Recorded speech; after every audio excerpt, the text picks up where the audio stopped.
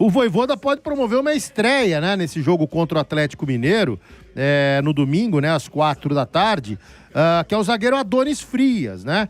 Ele tá treinando, né? Ele tá se sentindo bem nos treinos. Ele que trabalhou com o Vojvoda no início da carreira, quando eles estavam no Defensa e Justiça, mas é o tal negócio, eles não estão inscritos ainda. A diretoria do Santos está correndo contra o tempo para regularizar não só o Alexis Duarte e o Adonis Frias, os dois zagueiros, né?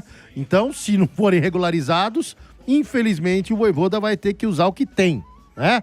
No treinamento de hoje, esses dois, o Alexis Duarte, na verdade, e o Tomás Rincon, que estavam aí nas seleções do Paraguai e da Venezuela, respectivamente, eles vão passar por alguns testes, né? E vamos ver se já vão ser aproveitados ou não pelo Juan Pablo Vojvoda, para esse jogo aí. O Santos já tem um joguinho chato, né, gente, nessa volta do Brasileiro, jogando contra o Atlético Mineiro no carpetinho lá do Puleirão, em Belo Horizonte, né? A sequência chata, na verdade, né? Tô vendo aqui, o Atlético Mineiro fora, depois recebe o São Paulo, Santos e São Paulo, depois Bragantino e Santos, também jogo complicado, não é fácil enfrentar o Bragantino lá, e depois Santos e Grêmio. O Santos aí em quatro partidas complicadas na sequência, precisa pelo menos fazer 6 pontos aí, Ranieri? Então, eu acho que o problema é quando você entra na zona de rebaixamento, né? E dependendo, essa partida contra o Atlético, um empatezinho dá para ser considerado um resultado ruim? Não. É um bom resultado, só que é um resultado que pode levar o Santos pro Z4. Não ajuda na tabela. Então o Santos, ele entra pressionado, né? Querendo ou não, ele entra pressionado, mas ao mesmo tempo ele tem uma equipe que está sendo comandada pelo Vojvoda, que pelo menos foi treinada aí por mais tempo, o Vojvoda já conhecendo os jogadores, e eu fico curioso, né, para saber aí quais são as mudanças que o técnico santista ele pretende para essa partida diante do Atlético Mineiro, né? Os zagueiros que foram contratados, se eles não tiverem à disposição, ainda com condição de jogo, pelo menos a notícia, assim, menos ruim é que o Zé Ivaldo ele fez uma partida boa, né? Ele foi um dos destaques, dá para dizer assim, do Santos contra o Fluminense, né? O empate na Vila Belmiro na última partida. João Basso pode ficar à disposição também, né? O Pelo João menos Basso é mais uma também opção, né? Tem um período de inatividade aí, né? Mas é um jogador que tem um nível, pelo menos tem apresentado um nível maior que o Zé Ivaldo.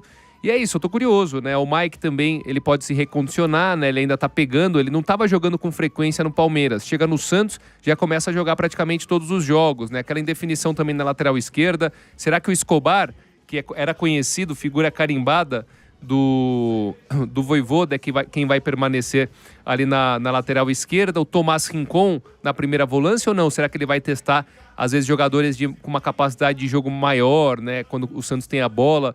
O Zé Rafael também fez um bom jogo, só que o Zé Rafael é isso, um jogo muito bom, outro jogo não tão bom. Será que o Bom Tempo, nesse período de treinamento, também conseguiu convencer que ele pode ser titular? Então, Vitor Hugo de 8 ou de 10. O Vitor Hugo, será que já chega e já vai conquistar a titularidade rapidamente, como aconteceu, por exemplo, com o Mike, que chegou e jogou? O Marcos Siqueira tem uma colocação interessante, hein? Será que o Neymar vai jogar no campo sintético do Atlético? Pelo menos treinou ontem, né?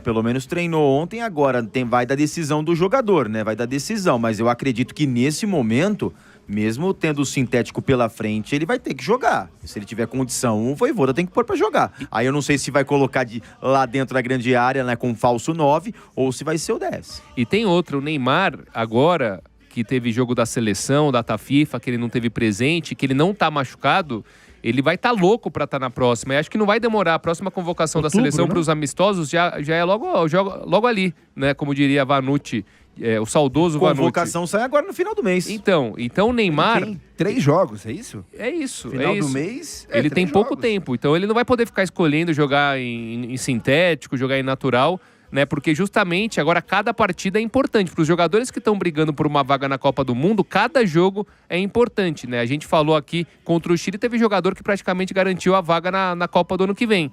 Então o Neymar, ele sabe disso, sabe que está ficando para trás, sabe que tem qualidade suficiente para estar na seleção, mas ao mesmo tempo, se fisicamente ele não demonstrar que tem condições, talvez ele fique fora e não vá para a próxima Copa do Mundo. Então isso. Então é isso, Lima. Pra mim, muitas indefinições, eu tô curioso. Vai ser o primeiro jogo, assim, do Vojvoda depois de um tempo. Então você vai ver já um time com a cara um pouco mais do Vojvoda, com novas ideias, né, com uma nova filosofia. Só trazer para vocês aqui os jogadores que foram contratados do Santos nessa janela. Estão os zagueiros Alexis Duarte e o Adonis Frias, os laterais Mike e Igor Vinícius, o William Arão e os atacantes Cabadeiro, Lautaro Dias e o Bilal Brahimi. Já incluiu o Bilal. Bilal, tô falando Bilal. Bilal já fez exame já. Que nota vocês dão pra... Então, pra falar o Bilal, você Bilal. mantém a língua no céu da boca, Exato, né? Bilal. Como eu estive no Catar, eu aprendi, entendeu? Ah, foi. É Bilal Brahimi. Você encontrou muitos Bilais no Bilal. Catar? Haja Bilal No lá, Catar? hein? Quando Haja ele Bilal. viu, teve uma vez que... Haja É só Bilal. É só Bilal. Não, teve uma transmissão que ele falou, ele tava lá cobrindo, aí ele falou, meu, vou no banheiro. Quando ele foi no banheiro, só Bilal, velho. Só Bilal apareceu. Ele olhava para um lado, Bilal, olhava pro outro, Bilal, né? Mas que nota vocês dão para essa janela de transferência do Santos, com todas as limitações que tem aí? Cara, assim, se você levar em consideração um time estruturado, que nem o Flamengo e o Palmeiras, seria uma janela nota 3, né? Mas para a realidade do Santos, Exato, eu acho que dá para dizer que é uma janela nota 6,5. Na média ali. Na média, dá para passar de ano, porque é o que o Santos pode fazer, né? E aquela coisa, né, que foi dita pelo próprio Alexandre Matos na entrevista coletiva, a falta de credibilidade no mercado que o Santos, devido às últimas administrações, então não deve ser fácil. É claro que ele passou um pano ali pro trabalho dele, exaltou o trabalho dele falando isso, mas se tem ali um mercado difícil, com a falta de credibilidade que foi passado pelo Santos, trazer 8, 9 jogadores é importante, né? No futebol tem uma máxima que diz o seguinte, né? Contratação boa é aquela que dá certo. Então, independentemente do cara ser conhecido ou não, tem um monte de exemplo aí de medalhão que chega com pompa e tal e não joga nada. Exato. Né? E tem jogador que é desconhecido ou que não tem muito status e chega num time e é muito útil. Então, vamos aguardar para ver se essas contratações que vieram para o Santos vão dar caldo ou não.